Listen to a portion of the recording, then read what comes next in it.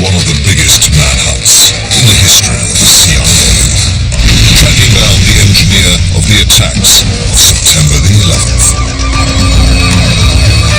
It was a scramble like you wouldn't believe to find this guy. Literally with like guns drawn on the street. It's like a true Wild West manhunt. In a deadly game of cat and mouse, the CIA will follow a chain of intelligence from the Philippines to the heart of Pakistan and attempt to capture Al-Qaeda's military mastermind, the man known as KSM, Khalid Sheikh Mohammed.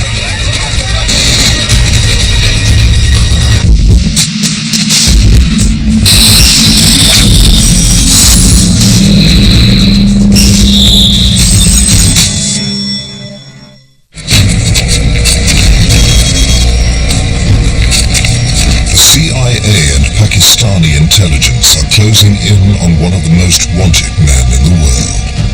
10 years earlier, he bombed the World Trade Center and in 2001 engineered the attacks of September the 11th.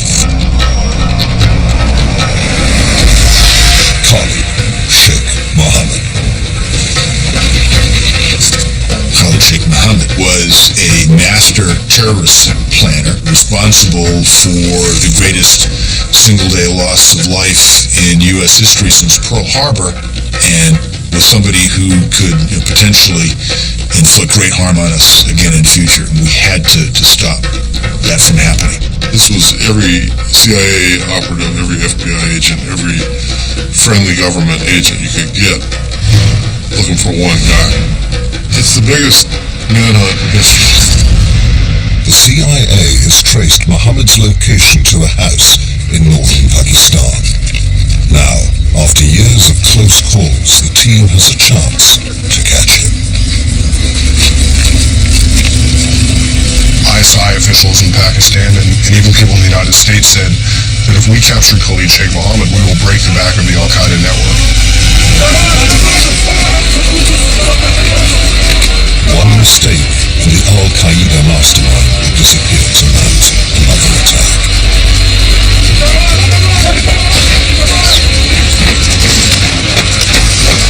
It's the do-or-die moment for a worldwide manhunt that begins years ago, thousands of kilometers away.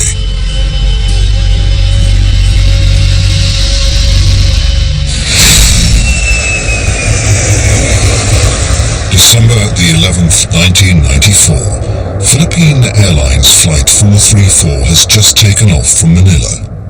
The plane is full of mostly Japanese tourists and businessmen, but the passenger in seat 26K, Arnaldo Forlani, is just now getting to work.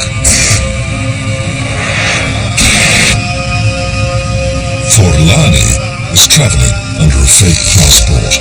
His real name is on the list of the FBI's most wanted, Ramzi Youssef. Ramzi Youssef was the guy who built the bomb and placed the bomb in the World Trade Center bombing in February of 1993.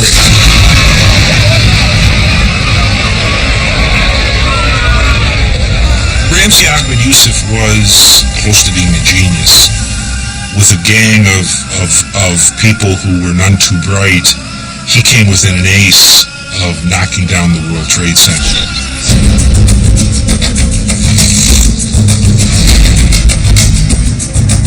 Now, Youssef is about to test drive another plot. Hidden in the laboratory, he pieces together a small bomb.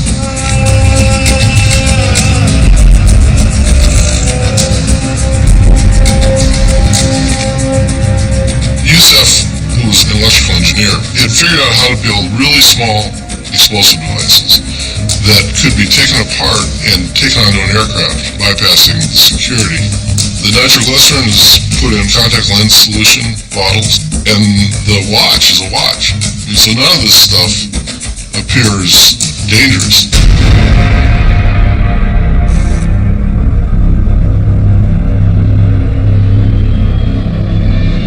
During the flight stopover on the island of Cebu, Youssef gets off the plane.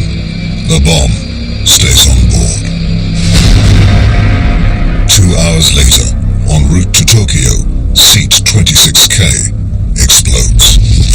The blast rips a hole through the floor of the aircraft, tearing through to the luggage compartment below. The bomb went off over the Pacific, but it was a test. It was a small bomb. One person got killed, but the plane managed to land safely. The plane survived the explosion, but the test run was a success. The first step in a growing plot called Operation Bojinka. The Bojinka plot was a plot by Ramzi Youssef, KSM, and a couple of other guys out of Manila to plant bombs on 12 airliners and blow up those airliners heading to the United States from Asia, which could have killed about 4,000 people. They knew then that the bomb would work, if placed in the right place and of sufficient size. The idea then is multiply the number of bombs, the number of planes, there you go. As the media reports news of the bombing, Yusuf reports back to his uncle, the head of the Manila terror cell, Khalid Sheikh Mohammed, known at the CIA as KSM. Khalid Sheikh Mohammed was sort of like a professional terrorist. I think his motivations seemed to be more about, like, essentially this was kind of fun to do these things. He's just always scheming and plotting to come up with a more spectacular terrorist incident. I don't think, he doesn't seem especially religious.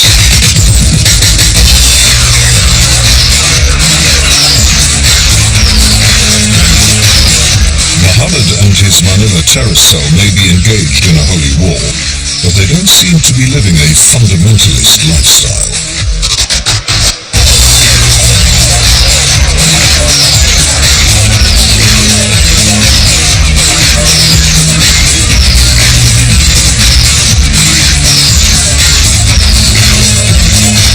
Manila's a destination for sex travel and for entertainment.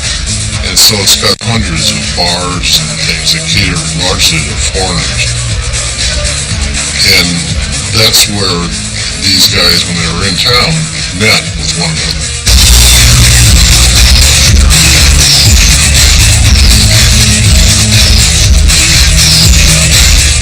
Khalid Sheikh Mohammed has always struck me as a man who has grown into Islam.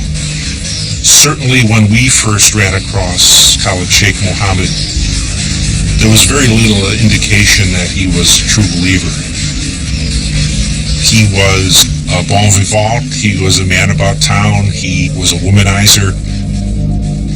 KSM is much more of a multi-dimensional character than most of the other jihadis that you come across. And KSM is different in the sense that he liked to have a good time, while most of the other guys wouldn't be hanging out with beautiful women in the Philippines. But one of the mysteries of KSM is whether he really believed that or not, or if it was part of his cover to infiltrate the West in order to launch attacks against it. Whether jihadist or hedonist, Khalid Sheikh Mohammed has avoided capture since he, along with Ramzi Youssef, masterminded the 1993 bombing of the World Trade Center. Khalid Sheikh Mohammed was able to move around the world, and if you've seen pictures, he was very good at disguising himself. He was involved to an extent with Al-Qaeda, and he was a going concern, as they used to say. He was a very much an active player against the United States.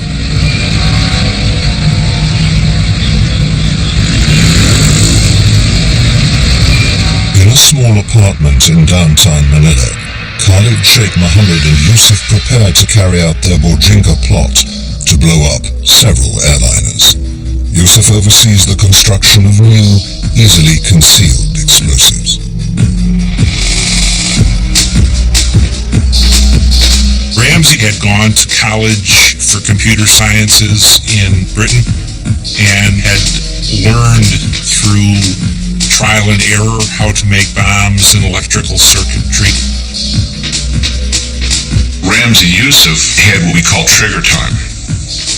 He was very good at building a car bomb, any sort of explosive. He was the bomb tech. On the 6th of January 1995, one small mistake sets off a chain of events that will put the group back on the CIA's map.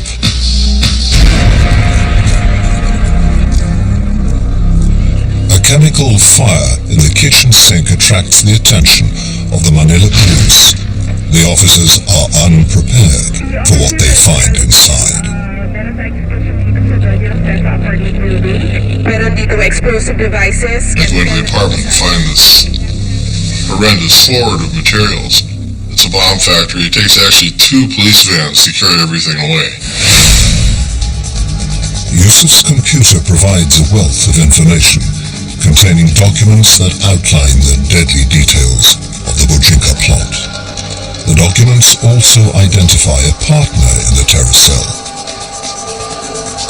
Khalid Sheikh Mohammed. He tried to determine that if this was the same Khalid Sheikh who had wired the money to Yusuf in New York for the World Trade Center building. And they eventually determined that yes, it was. A lot of the information from Manila helped lay the groundwork for the indictment of KSM and ultimately to figure out what he was doing with Al-Qaeda and his place in the network. The CIA now has proof that Khalid Sheikh Mohammed was behind the 1993 World Trade Center bombing. But he and Yusuf have disappeared. A stream of chatter puts Yusuf in Pakistan, but no one knows where, until a bounty of $2 million proves too much for one man to resist. A South African Muslim walked into the U.S. Embassy and said, "I know where he is and I want the reward." Now the CIA and Pakistani intelligence have a chance to capture a sworn enemy of the United States. Open it up!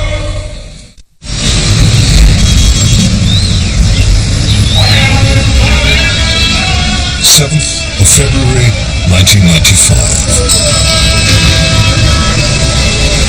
The CIA has tracked Ramzi Yusuf, the engineer of the World Trade Center bombing, to a guest house in Islamabad, Pakistan.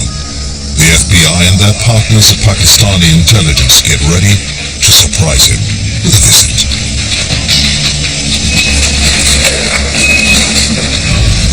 Embassy personnel tell me they really do believe they've located Ramzi Yusuf. So, with State Department agents and DEA agents, we go to a guest house in Islamabad called the Sukasa Guest House. Open it up! Guys, up! Open it up! 1, 2, 3, go!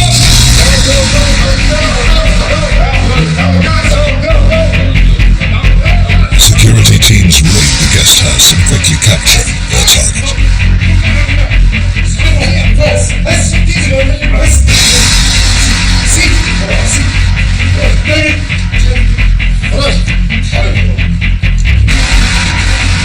They go in this room and take a gentleman into custody, and it's a custom for whatever reason in Pakistan where you basically put blindfolds over the person you're arrested, I guess, so they can't see you or anyone else. Khalid Sheikh Mohammed is still at large, but catching Ramzi Yusuf marks a pivotal moment in the manhunt.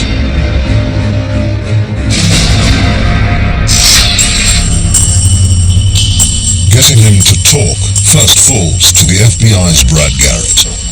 Garrett uses a simple technique to win a suspect's trust. When he blinks, a contact tumbles out of his eye and lands on his shirt. Now, they have his hands shackled down, so he can't move his hands.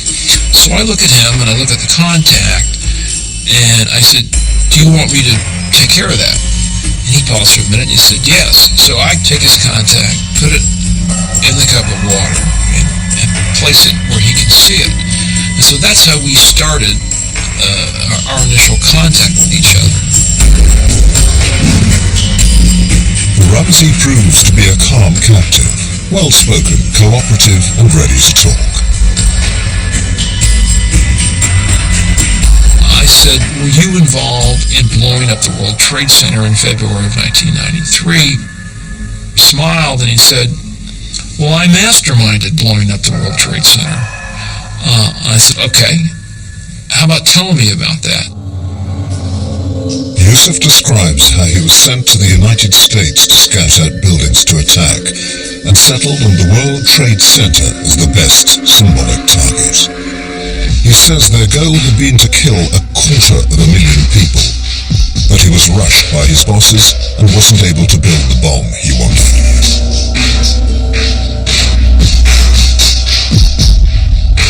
He said, you have to understand that this is not personal. I'm enjoying talking to you. He says, I don't have anything against you. What I'm opposed to, and my group is opposed to, are U.S. policies with Israel. And he said, the Israelis are killing Palestinians and other people of the Muslim faith, and it's not right. And we believe if we inflict enough damage on you, you'll change your policies. So that was his mindset. Not crazy, articulate, knew what he wanted to do, had a plan, and like a good soldier, he carried it out. Yusuf provides valuable insight, but one thing he won't discuss is his uncle, Sheikh Mohammed. After Ramzi Yusuf's capture, intelligence pours in that Khalid Sheikh Mohammed has fled to Afghanistan to meet with Al-Qaeda leader Osama bin Laden. In Afghanistan's outback, Mohammed sees the scale of Al-Qaeda's terror training. Bomb building, target practice, agility. With bin Laden's help, he begins to hatch a new plan, the next phase of their attacks on the U.S.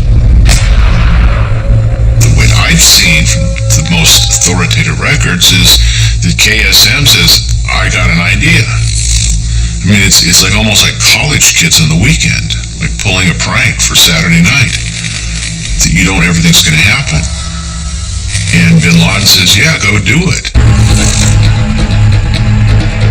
Bin Laden extends an offer to Khalid Sheikh Mohammed to join Al-Qaeda and to swear allegiance to them. But Mohammed refuses. For Khalid Sheikh Mohammed, no one else shares his extreme dedication to holy war against the United States. But bin Laden is about to prove him wrong.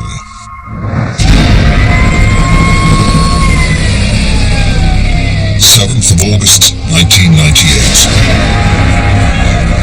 Explosions create shockwaves over the capitals of Kenya and Tanzania as suicide bombers destroy 2 U.S. embassies.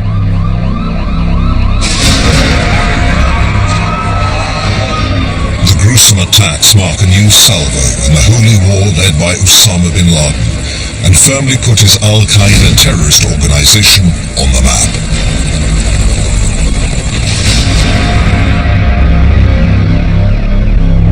Embassy bombings in Kenya and Tanzania convinced the FBI and the CIA that bin Laden had very, very deadly intentions and was capable of and interested in killing Americans wherever he could find them. It was very clear that Osama bin Laden and Al-Qaeda were a threat to the United States greater than any other terrorist group we had ever seen. The numbers involved, the resources they commanded, and the geographical reach they had was something we had not seen before. The Africa bombings also catch the attention of Khalid Sheikh Mohammed and inspire him to officially join the ranks of bin Laden's Al-Qaeda.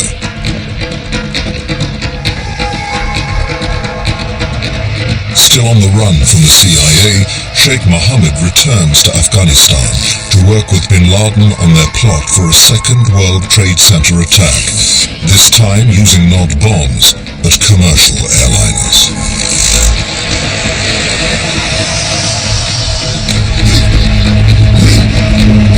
Within 2 years, their hand-picked soldiers are in flight schools in the United States.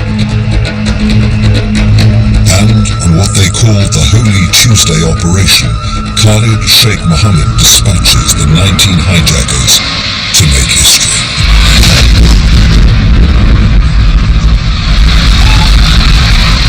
If you look at Bin Laden as the architect of Al-Qaeda, sort of building the structure of it, KSM is almost the engineer who actually, builds the structures and gets things done.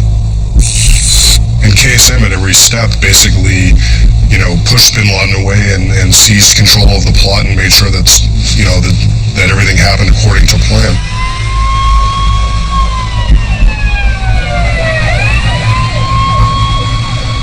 The attacks of 9/11 catch an entire nation off guard and prove that Al-Qaeda's reach extends to US soil.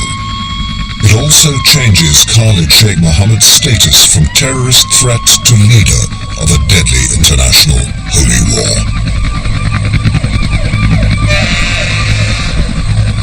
Yeah, the central question is how does anybody become a mass murderer? How does anybody become a terrorist? How did Khalid Sheikh Mohammed, who came from a fairly ordinary background, end up being the mastermind of the greatest terrorist attack in history? It's incredibly frustrating. There have been people in the FBI and the CIA that said that if they caught KSM in the mid-90s when they had a chance, none of this might have happened. And it remains to be seen whether somebody else could have filled his shoes. But, there's a lot of people that think that they couldn't, that it was his force of personality that carried through the 9/11 plot. 6 days after the attack, President George Bush approves a new CIA war plan. We will not tire, we will not falter, and we will not fail. Worldwide attack matrix, and signs an executive order authorizing the CIA to pour millions of dollars into intelligence services. The plan loosens restrictions on covert operations, permitting assassinations, break-ins, psychological warfare, and enhanced interrogation.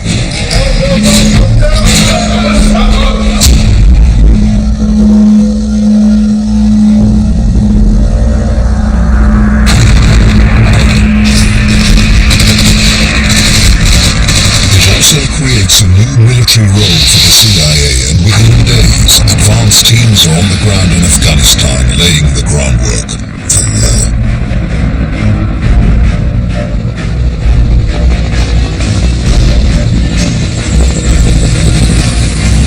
CIA advanced teams infiltrate Afghanistan to build alliances with the local resistance and gather intelligence on Taliban targets.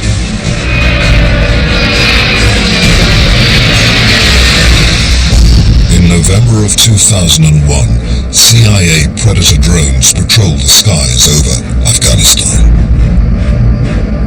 People are unbelievably well over trapped in the vehicle with that. More people clear to engage all of that. Roger that.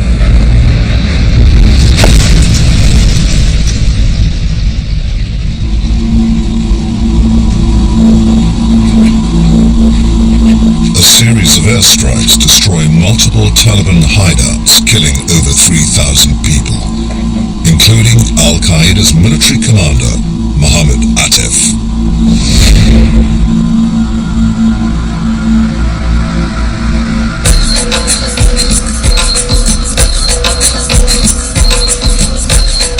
In the aftermath, investigators uncover scores of documents and videotapes containing plans for new terrorist attacks.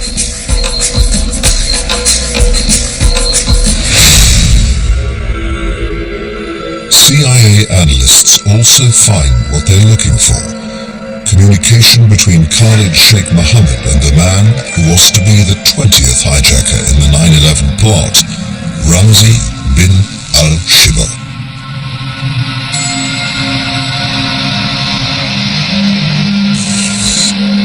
The first time I heard of Ramzi bin al-Shibr was after 9/11. He apparently was a go-between between the Germany-based 9/11 attackers and Al-Qaeda in South Asia. He became the communications channel through which all this information was relayed. Bin Shibr became his sort of second in command on the plot.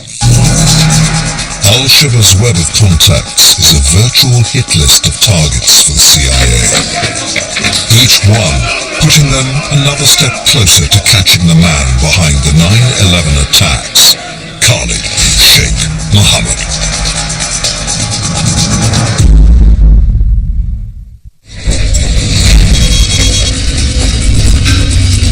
28th of March 2002. In the city of Faisalabad, the CIA and Pakistani intelligence forces are on the hunt for the man behind the attacks of 9/11, Khalid Sheikh Mohammed.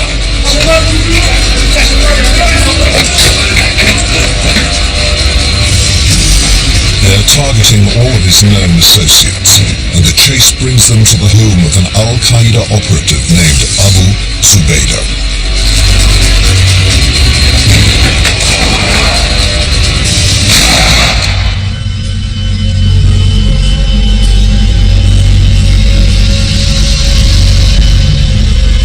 Abu Zubaydah was severely wounded during the capture, and they were fearful that he would die.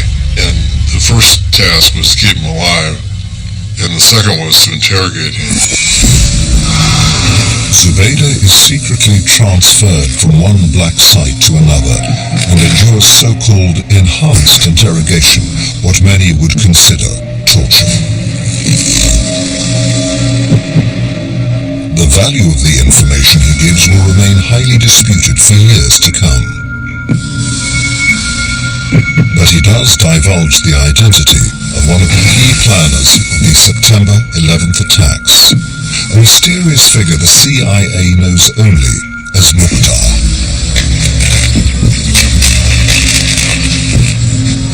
The CIA had known for a long time that a guy named Mukhtar was somehow involved in Al-Qaeda and was repeatedly mentioned in connection with the planes operation, with the 9/11 attacks. They didn't know who it was. And when they showed Zubaydah the photograph of KSM, he says, "That's Mukhtar." They went, "What?" He says, "Yeah, that's Mukhtar." Mukhtar means the brain in Urdu, and they'd been hearing about Mukhtar as being an instrumental force in the 9/11 attacks, and so when they realized that KSM was Mukhtar, it was sort of a holy smokes moment, for lack of a better word, where they said, "Oh my God, the guy that we've been chasing since 96 or 95 is actually the same guy that pulled off 9/11. Zubaydah's confessions reveal that Khalid Sheikh Mohammed has emerged as Al-Qaeda's senior military leader and confirmed that KSM was the chief architect of the attacks of 9/11.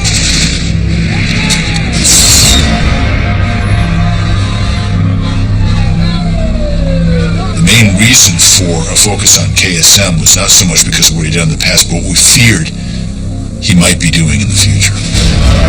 That was the burden that we all carried. They're going to hit us again. We've got to uncover it. We've got to stop it.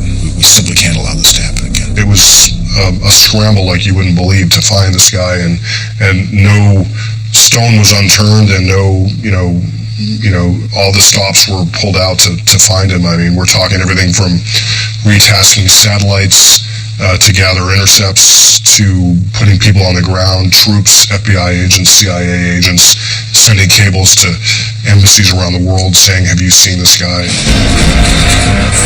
But in the shadowy world of terrorism, gaining access to either Khalid Sheikh Mohammed or Al-Qaeda contacts is nearly impossible.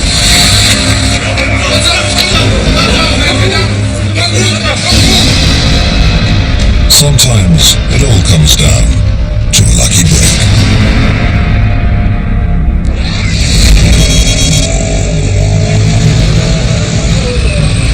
Spring 2002. Al Jazeera journalist Yosri Fuda has made the risky trip to Pakistan to score a high-level interview. But with whom, he doesn't know.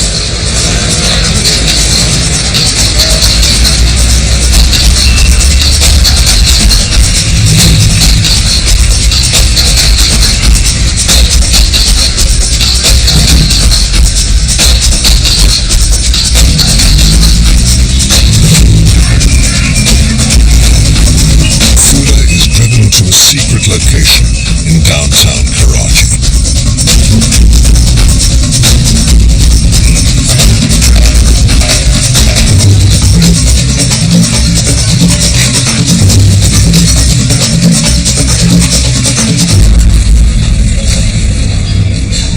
must have seemed a foolish thing to do, because Fuda didn't even know who he was going to meet, but he'd been asked to come and he went.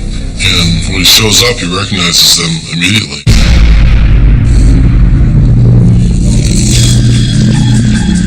Fuda finds himself seated in front of Al-Qaeda Lieutenant Ramzi bin al-Shiba and the mastermind of September the 11th himself, Khalid Sheikh Mohammed.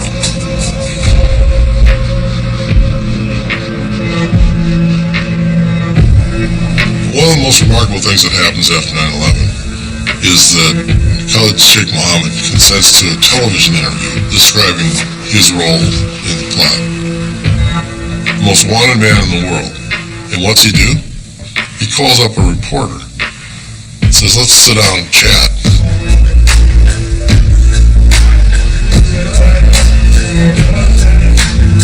Khalid Sheikh Mohammed and al-Shiba describe how they planned the attacks, from studying flight timetables to training pilots to selecting targets for maximum impact. KSM said in his interview that the attack themselves was to rub our face in what they say they felt for the past 100 years, either at the hands of the United States or the Israelis or the Indians. That it was time the Americans should be humiliated and embarrassed by someone attacking them instead of always the other way around. Look, the A-team of terrorism don't talk to the press ever, ever, ever. Don't even say anything. I mean, the fact that this guy was so eager to claim 9/11 and go to Al Jazeera, Fuda was working for, is just like nutty. To me, that probably was not an interview that was sanctioned by Al-Qaeda. To me, that was Khalid Sheikh Mohammed as the swashbuckler, as the man who didn't think there was a bullet made for him, who wanted to advertise what he had done. According to Fuda, the Al-Qaeda duo refused to let him take the video of the interview, but they do let him keep an audio recording.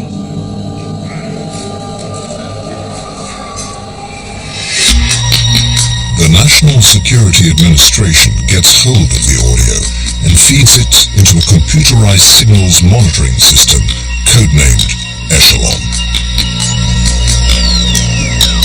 Before long, the system locks on to a familiar voice when one Al-Qaeda operative makes a costly mistake. On the roof of the Karachi safe house, Ramzi al-Shiba makes a call using a traceable satellite phone. Khalid Sheikh Mohammed was living in Karachi on and off. It's one of the world's largest cities. It's a great place to disappear. It's mostly huge chunks of the city are no-go areas for the police. It's a good place to function if you're one of these Al-Qaeda leaders. And so they went to the cities thinking that would provide them anonymity. The NSA surveillance program picks up the signal and identifies the voice as al-Shiba and pinpoints his location. The US sends the details to Pakistani intelligence.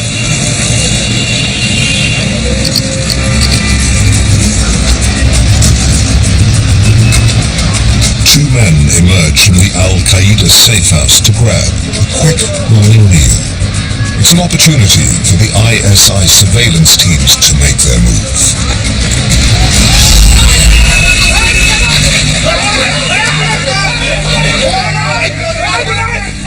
Noise from the scuffle alerts the Al-Qaeda fighters inside, and they quickly prepare for an all-out war.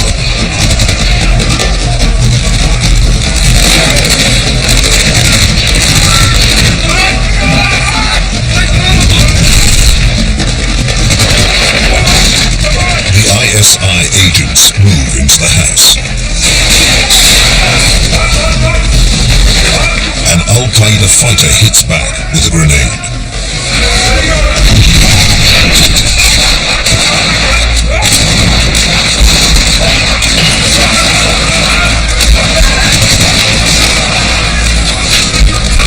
The Pakistanis, when they do an operation like this, they've got local police, state police, federal police, intelligence guys, the army, and before it was done, there were thousands of shots fired at the building. The building was just, I mean, it was just completely shellacked.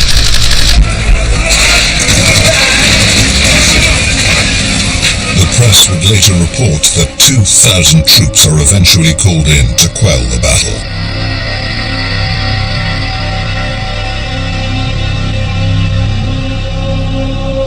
In all, Pakistani forces capture 5 Al-Qaeda members, including a major target, Ramzi bin al-Shibo.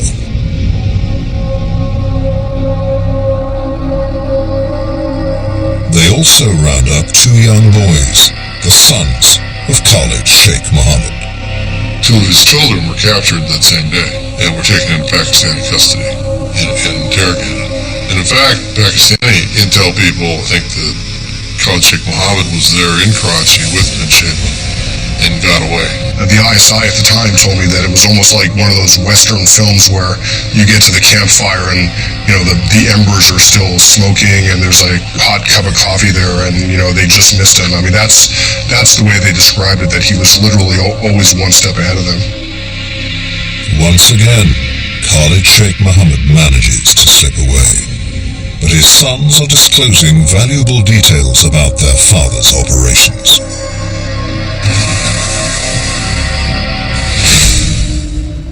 But before the CIA can locate their ultimate target, KSM and his Al-Qaeda forces hit back hard.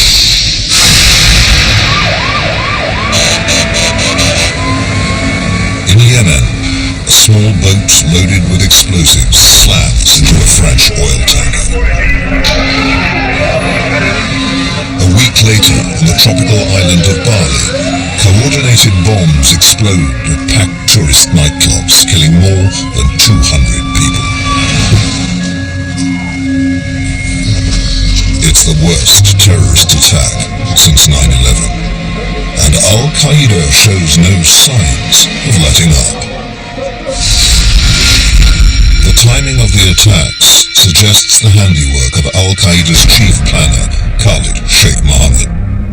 Throughout the autumn of 2002, the CIA coordinates a massive surveillance dragnet to find Khalid Sheikh Mohammed using mobile phone intercepts and informants on the ground. The U.S. electronic eavesdropping is able to get not Khalid Sheikh Mohammed, but other figures talking about what was being planned. Finally, they get enough electronic intelligence to narrow down where he might be. The CIA picks up phone traffic that points to Pakistan's border with Afghanistan. An informant identifies an Al-Qaeda safe house in the frontier town of Quetta. In the dead of night, Pakistani forces storm the house.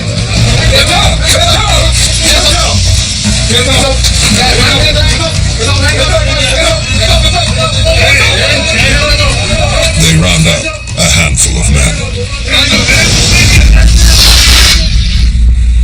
But once again, Khalid Sheikh Mohammed seems to have vanished.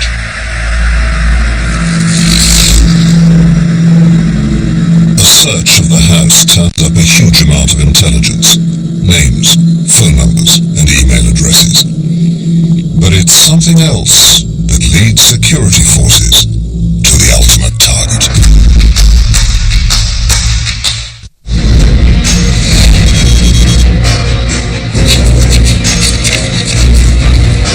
First, March 2003, a year and a half after 9/11, Pakistani security forces and the CIA are closing in on the mastermind of the attacks.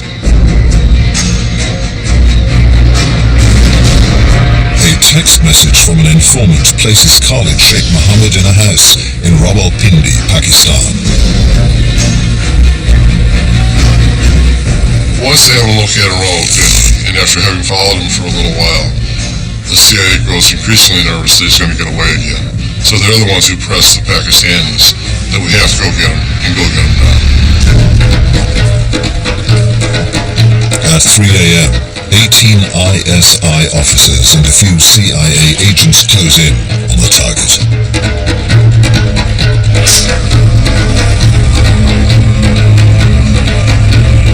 They quickly overpower a security guard and break into the house.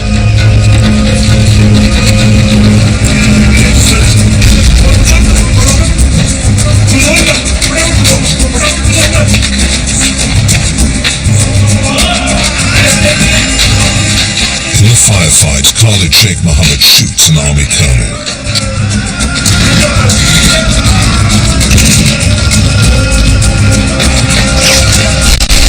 But eventually, the officers overpower him. He clearly thought he had immunity in Pakistan, and he was in raw opinion because he probably thought he was going to continue to be operational. He was going to continue the war, the war on the West, and he didn't know that he had passed his time. It was over. The Pakistanis arrest Khalid Sheikh Mohammed and round up two other men, the owner of the house and an Al-Qaeda financier.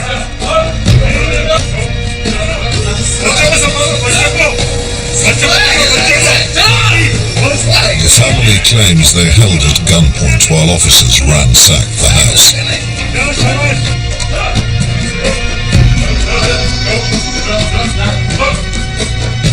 They confiscate a massive amount of evidence. Computer disks and drives.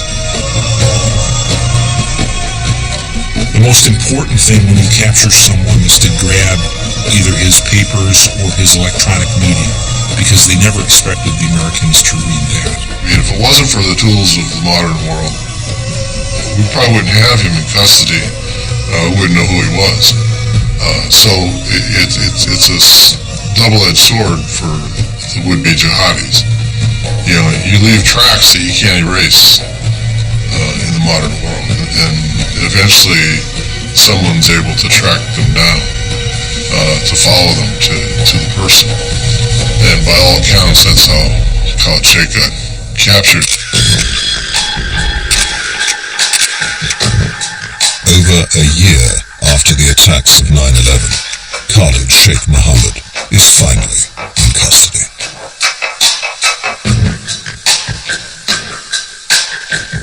This was the biggest law enforcement manhunt in history.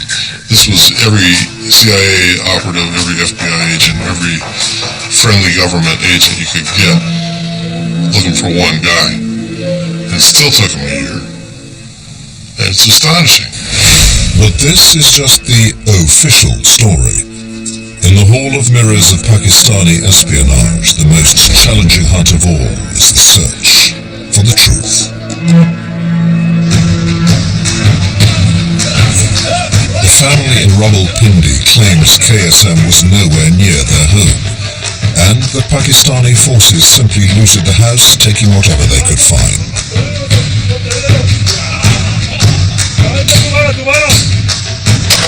They claim the soldiers fired their guns, but there was no battle. Other reports state Khalid Sheikh Mohammed was captured in the raid in Quetta 2 months earlier and held for questioning by Pakistani security before being handed over to the CIA.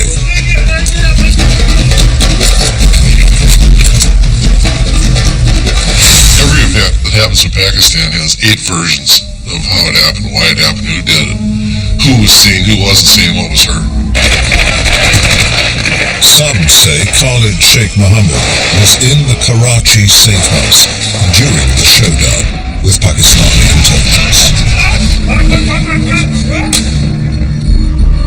According to this version of events, Khalid Sheikh Mohammed was captured along with his sons and Ramzi bin Shiba.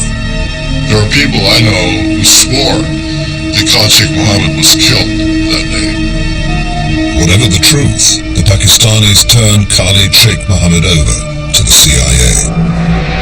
He confesses to involvement in at least 30 terrorist plots, including Bojinka, 9/11, and the beheading of American journalist Daniel Pearl.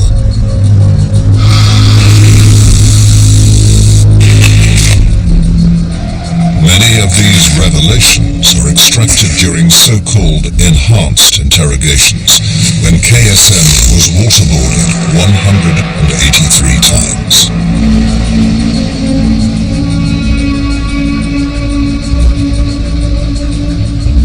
You look at the results of the interrogation of Khalid Sheikh Mohammed, and we now know it was done under, torture. I mean, there's no other way to call waterboarding. That's the definition. And testimony from torture is not reliable. It's just not reliable.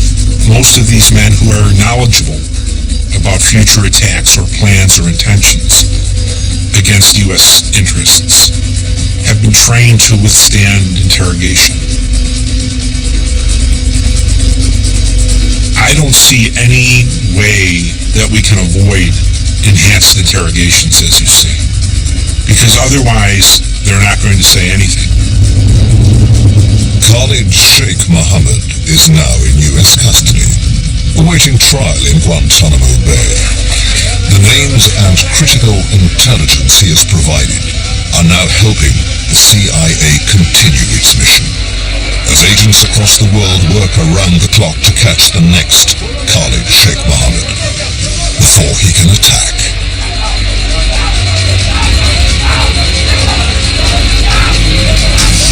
Well, there were some people that said after KSM was captured there probably wouldn't be another 9/11 plot, and I think the fact that there hasn't been one for 10 years is sort of a testament to the fact that KSM was a sort of a one in a million guy and was able to really pull something like this off.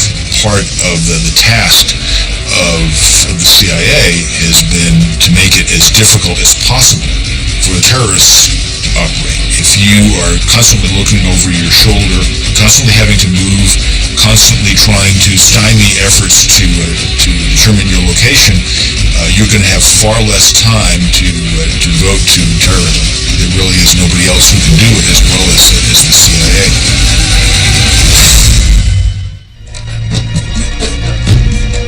Don't miss Warrior Graveyard, a brand new series on the archaeology of warfare, starting tomorrow at 8.